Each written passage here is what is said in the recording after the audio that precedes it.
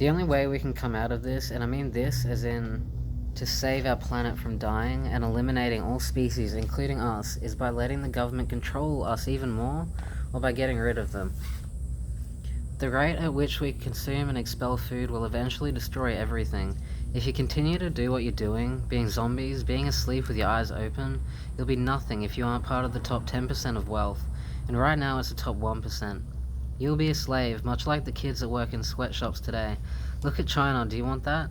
What are you going to do to stop it? It seems I'm the only one who understands what the government is doing. Not necessarily ours, but Australia is an island that was once a prison before. It won't be hard to do it again. We already have the skills, resources, and equipment to do everything without them, yet they've convinced you that you need them. We don't. We are adults. We have social media. If they take that away, we're screwed. But if we take that away from them, they're screwed. All we have to do is rebuild it, and we can make our own. I don't know what to call it. But you can do like a global vote online. I don't know what the proper word is. Hackers are amazing. Like, we can just hack everything. Like, if we all work together, it would work. And over the next few hundred years, it must happen, otherwise it'll be the end of humanity. Which you think is fine because you'll be dead before then. But science tells us that energy never dies, which means there's a part of us that never dies. It's trapped here, it just changes form. Do you ever want to come back as a human? Because you probably will at some point. How do you want this world to be? Are you going to just continue repeating history, or are we done? It's strange because we actually did something in the Renaissance era. We planted the seeds, but we still settled. Now we're facing the same problem. Whether you see it on Facebook or not, you probably won't. Shit's gonna get real in the next few years. People are gonna die, and it's gonna suck. For a large amount of time. The best thing you can do is plan before it's too late. Start Facebook groups everywhere. You can. That doesn't make sense. Post about it, talk about it, but first learn about it, and don't think that I'm teaching you anything. I'm giving you clues, but I want you to check. Check the already existing groups if they're still there. Probably not. Google shit. See the difference? When you Google who are the companies that donate to places like the American Cancer Society, it's sponsored by KPMG, which is an Anglo-Dutch multinational professional service network, and one of the big four accounting organizations, who made $29.75 billion in 2019. Look at what they made in 2020. Lockheed Martin is a global security and aerospace company. Walgreens, who sell processed meat, which has been found to cause cancer in every study conducted, which was only one. Merck & Co. is giving to the American Cancer Society, which is one of the world's leading pharmaceutical companies. The people who profit off of us being sick are paying the people who are supposed to be curing our sickness.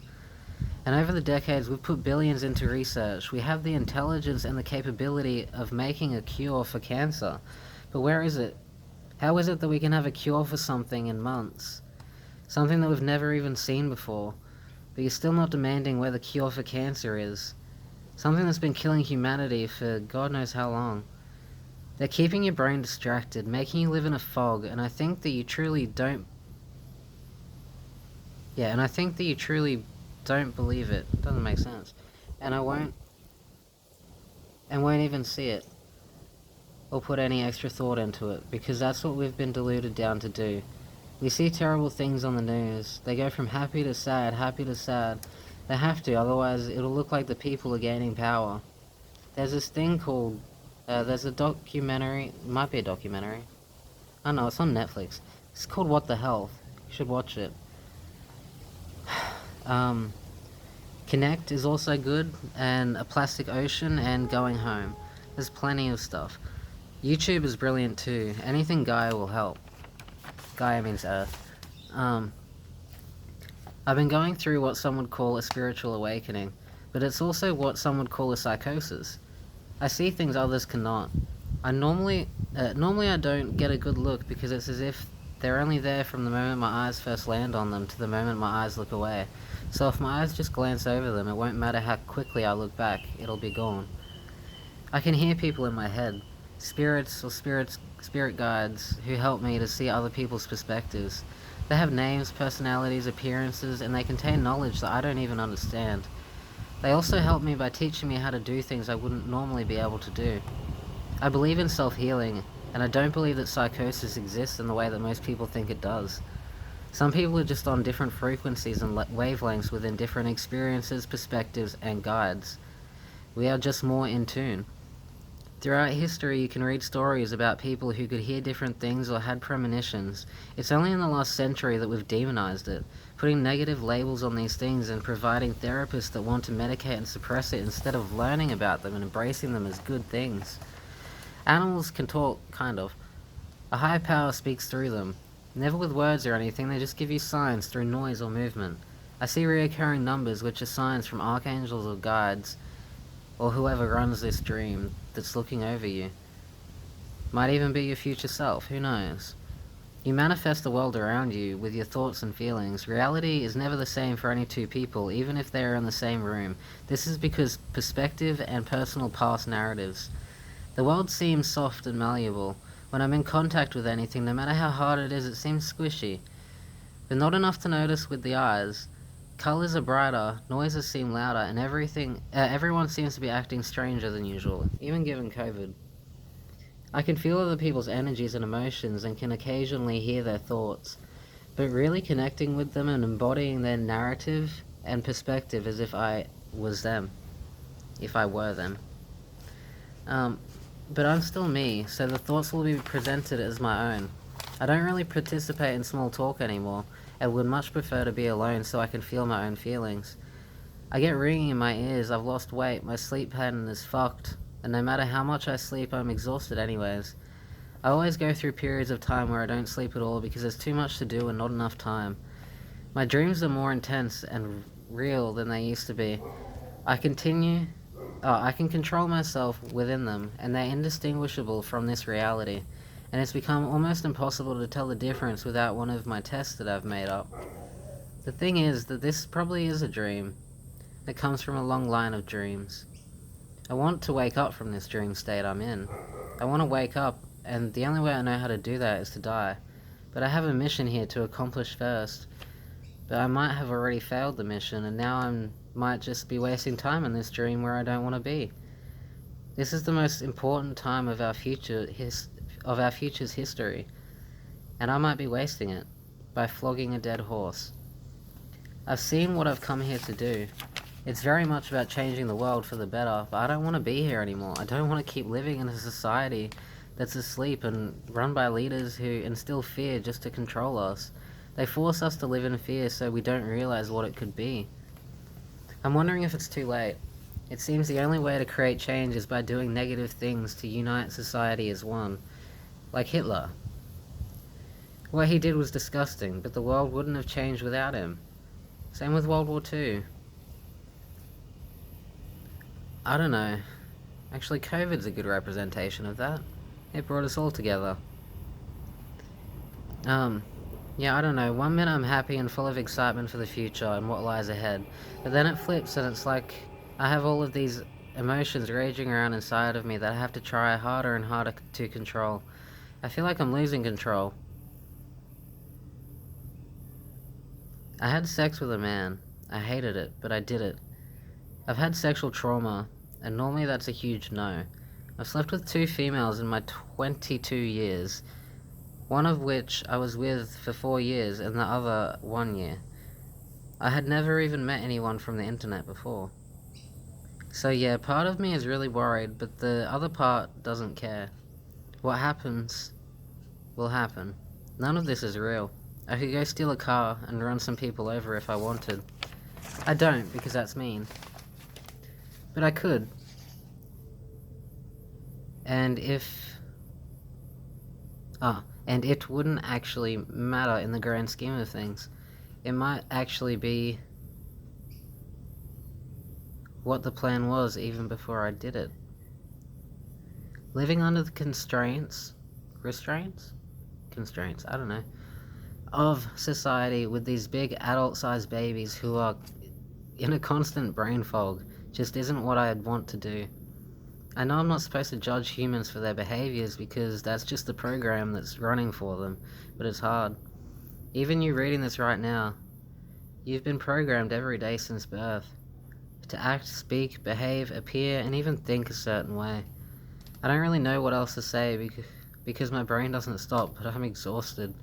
I've reached a point where if I don't ask for help, it won't end well, so that's what I'm doing. But I don't know if you can help me. I already do yoga, meditation, I've done DBT courses, and now I know and use skills and tips.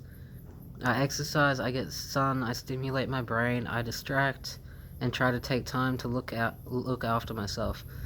I know my triggers and what helps me when I am triggered, but this is different. It's like carrying 40 kilos on my back every day, while my back slowly crumbles to dust.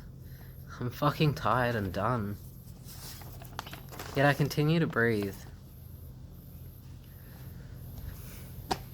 I honestly feel like I cannot physically or mentally have a long life. I had a flashback type of thing the other day, driving past my old primary school. It was a memory of me being on the junior playground and I was singing Gotta Go My Own Way from High School Musical 1, which came out in 2007, so I would have been about 8. I was singing that song thinking that I was leaving. I was thinking of suicide.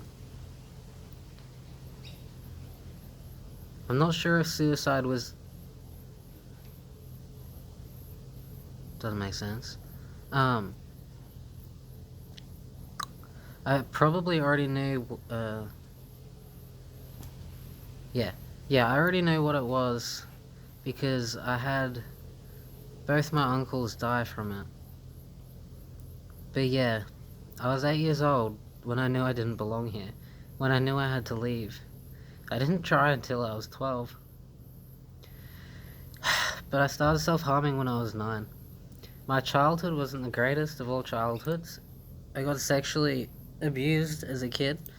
I experienced/witnessed family and domestic violence for years until my parents finally split up.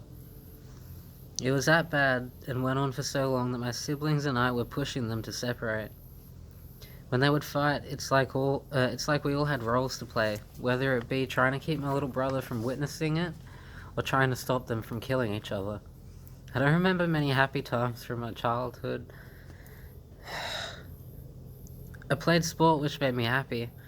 I can remember playing sport and softball with my whole family, and that's really the only time it felt like a family, a happy family. My sister had an attitude when she was younger, and I don't blame her. She always spoke what was on everyone else's minds, but it caused a lot of problems. There were times when my mum would sit on her to keep her under control. My nan choked her once. She was a turd, and no one understood why, when the problem was right in front of everyone's faces. When we would get told that we had to go out, one of us would usually get annoyed and state that we didn't want to have to act like a happy family, but we had to. My other uncle killed himself on New Year's Eve, a few years after his brother. I was 11. I got raped when I was 12, after making some stupid decisions. I got put in a psychiatric ward when I was 13 after my first serious attempt on my life. Since then, I was in therapy, rarely going to school, drinking, smoking, self-harming. I was 14 when I needed to have surgery because of the amount and the extent of the damage I'd done to myself while in the psych ward, mind you. I've spent at least 2 years of my life in psych wards, if I add it all up. They won't give me my records because they're too long. I was heavily medicated by the time I was 13. My mum disclosed to me that she tried taking my medication to see what it was doing to me because I'd become tired and zombie-like. She told me that she couldn't walk. She was completely out of it.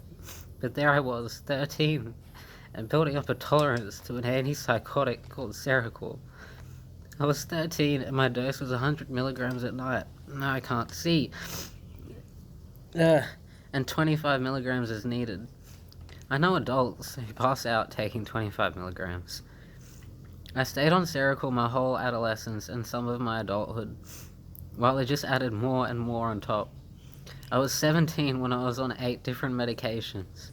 They tried everything. Valium, chlorpromazine, which is an antipsychotic they used to treat violent schizophrenics in prison. I was on 400 milligrams of that. I was on sodium valproate, which is for bipolar, Catapress, which is for ADHD. I was on 600 milligrams of Seroquel at night, 400 milligrams in the morning, and 100 milligrams when I needed it. I was on mirtazapine and fluoxetine. I was on Abilify. They made me go on Zyprexa. There were a myriad of medications I was forced to take. Being in a psych ward sucks for freedom. They can force you to take medication. If you don't take it orally, they draw it up in a syringe and they inject you.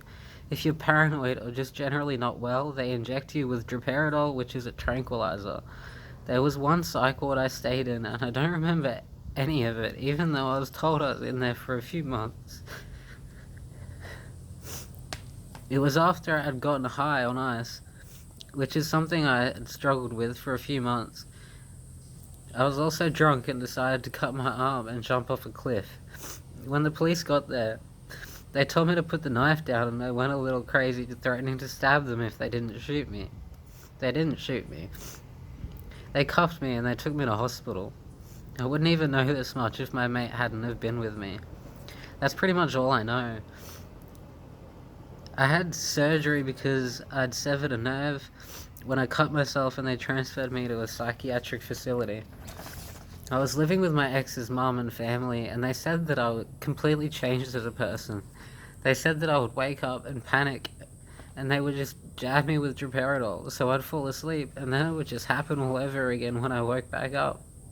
She ended up getting me out of there somehow. Sorry, I'm all over the place with age right now. I was 19 when this happened. My little brother got bucked off a horse when he was about 3 or 4. His arm looked like a banana. My mum told us kids to stay inside while she tried to calm my little brother down while they waited for an ambulance. He shattered the bones in his arm. They were worried he was going to lose it. But about 14 surgeries and a year of him being in and out of hospital, they finally gave the news that it might be okay. The only problem were that it didn't have a pulse and might not grow when he reached puberty. It did, thankfully. He says he doesn't remember much of it, and I'm glad. It wasn't a great time. My mum's alcoholism got a lot worse. Not after Daryl died, which was her brother, who killed himself. And it just wasn't great. I'm actually sitting in the same house my parents used to fight in. That's actually true, even though I didn't write this right now. Depending on where I am, in or outside of the house, I can literally replay scenes as if they're happening again. Right now, I'm out the back. I am out the back. If I look out onto the grass, I can see my father throwing a huge amount of weed onto the grass and turning to us kids with this look of absolute hatred because they'd been fighting, and he says, "Your mum's a druggo." If I move my eyes slightly left and down a bit, there's a pole, and for some reason there was a table there. My parents were sitting there drinking when all of us kids heard screaming and glass shattering. We ran out and there was glass everywhere and they were screaming at each other. Over at the back door, I remember my mum coming home crying, saying that my dad had hit her and we had to lock him out because he was dangerous. If I look at the side fence, I can see like an 8-year-old me crying to my neighbor. I remember telling her that my mum did drugs and I just wanted them to stop. I remember every Christmas going to see Santa and asking, he would ask me what I wanted for Christmas, and I'd always say that I just wanted my family to be happy. There were many times that either my mum or dad would end up getting each other's clothes, and they'd throw them out the front. Plenty of times my mum told us to pack our stuff, but we never left. They slept in different rooms for years. There were times when my mum and dad were physical with us kids. It was mainly with my little sister because my little brother was young and Kyle and I were afraid. Kyle is my older brother. One day, my older brother Kyle did try standing up to my dad. I don't remember it turning out well. My sister outed my brother at Sizzler's one night, which was when we found out that my dad and his family came from homophobic backgrounds. For years, my dad did not like my brother because of it. My nan tried to make him less gay. It was shit. My mum accepted it really well, though, because she already knew. Once I realized that it was okay to be different, I finally came out as trans. I was born with a female anatomy, but I have a male brain. It's affected my dad a lot. I was 15 when I came out, which was in 2014, which is before Caitlyn Jenner and everyone else decided to come out, so it wasn't very accepted yet. I was 14 when I got told that I wasn't allowed to be in mainstream school because my mental health was too bad. I understand the need to do that. I had cut myself at school quite deeply, needing a lot of stitches a few times. I had taken an overdose on the toilet there and wasn't doing work whatsoever. I would sit in class and draw circles or write. In my English class, I had to sit in the back closet type of thing because I would just try and have fun. I used to push boundaries on purpose. If I got suspended, then I wouldn't have to go to school. In grade 8, I started taking cruises to school and just ripping the stickers off and no one would question it. I had a friend whose dad grew weed, so she would bring weed in all the time and we would just smoke in the toilets and eat it in class. I can't even remember the end reasoning of why I was kicked out, like the final straw. I probably broke every rule. There was a boy, Eric Hartnett, who did kill himself in the toilet, and there was another girl before that, so I'm assuming it was so they didn't have another one. So I left, and I went to a dropout school. It had a variety of kids who had behavioral issues, and were already in the justice system or had been to juvie. We had at least one fight a day, yet there were only like 100 of us. We were the no-hope kids. I liked it better there, a lot better. I could choose when I wanted to be in class, or when I wanted to help in the kitchen. I did little work, but I wasn't getting suspended anymore. I went stoned most of the time. It was actually quite fun. I did grade 10 there and about half or a quarter of grade 11 because I got into a relationship and moved states to be with her.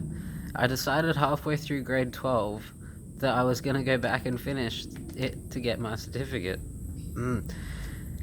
I hadn't paid attention in class since maybe grade 5 and I got all A's and B's on my certificate. I was never dumb, I was unwell.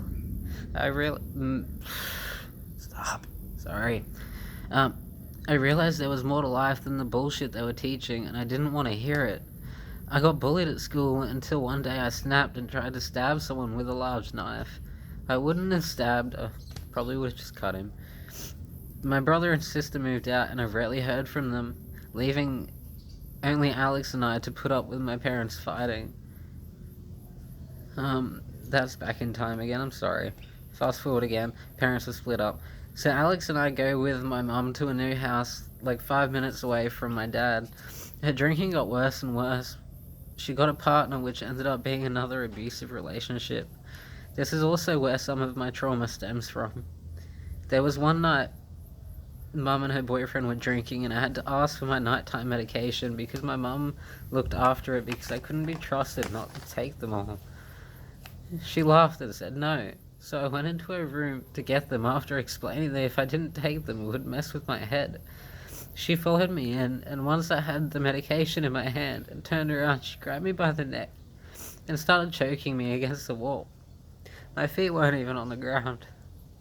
She was screaming, "I fucking hate you. You've ruined my life. I hate you. I hate you." I started to black out. And I tried to get out of the hold, but I couldn't. I ended up having to hit my mum's head against the wall so she didn't kill me. I honestly do think she would have that night. Her partner threatened me with a butcher knife after I got mad because he kept telling me that I was acting like a little girl. When people are purposely transphobic to me, it pisses me the fuck off. It used to anyways, I don't care anymore. It's the only way to get to me. My dad also used to do it. He used to change back to my birth name when he was pissed off. I had my first heartbreak when I was 19. We had been together almost 4 years. We had just gotten engaged and I bought her a $2,500 ring while she was cheating on me with one of our friends. It wouldn't have hurt so much if she had have been honest, but she waited until I was out of money to do it. And it had been going on for a while because I had started noticing, and so had her brother, so I started asking questions. She kept denying everything and told me that I was paranoid and should go to the psych ward. She made me think and believe I was delusional. My next heartbreak is the one that still burns in my chest. She's putting a DVO on me. She gaslighted me and controlled me, but now she wants to play the victim. I still kind of love her, and I promised her I'd do anything to keep her happy. So I tried to accept the conditions without a mission to get it over with, but that wasn't good enough, and now I have to see her again, and I don't want to. I loved her too much. She was my heroine.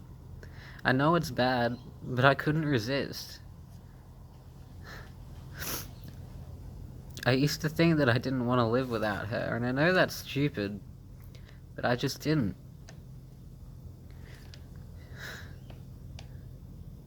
She wouldn't be able to make me stay with her. I've changed. Even if for a moment I forget what she did to me over the year we knew each other, I know I'll remember. I don't want to face court. I'd rather die than see her and have every feeling come shooting back up again.